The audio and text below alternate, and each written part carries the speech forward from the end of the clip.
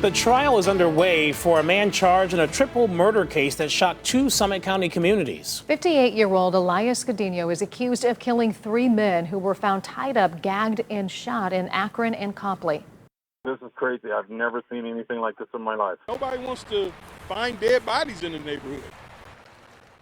News 5's Bob Jones broke this story for you, and the victims were found last year. And tonight he is back on the story, following through. Bob.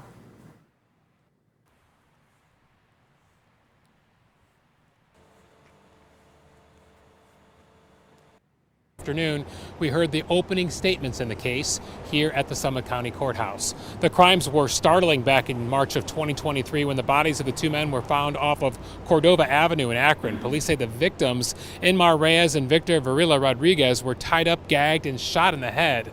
Within an hour, another man, Domingo Castillo Reyes, was found on Wright Road in Copley. He was killed in the same way.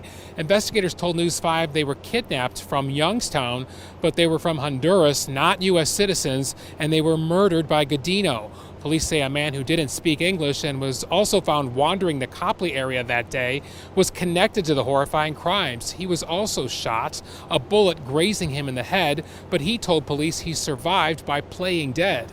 In what turned out to be an amazing coincidence, during questioning, police and that survivor later stopped at a Marathon gas station, and the murder suspect, Elias Godinho, happened to be there at the same time. The survivor ID'd Godinho as the gunman, and police arrested him. During opening statements today, a prosecutor described how the victims were found, and defense previewed their argument that Godinho was under duress. Someone in a drug cartel forced him into the kidnappings, and that it wasn't Godinho who pulled the trigger. All three individuals were found on the side of the road with blue duct tape around their heads, wrists tied. Later determined that they had MS-13 written on their chests, and they all suffered gunshot wounds, single gunshot wounds to the head.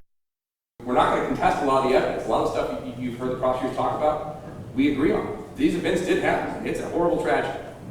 But who's behind it, the reasons for it, and who decided to do it? And the question becomes simply, is he the fifth hostage or the mastermind? And the prosecutor mentioned that MS-13 was on the victim's chest. That is in reference to an international criminal gang, we're told by attorneys. Godinho himself is expected to testify in his own defense in a trial that could last a couple of weeks. In Akron, Bob Jones, News 5.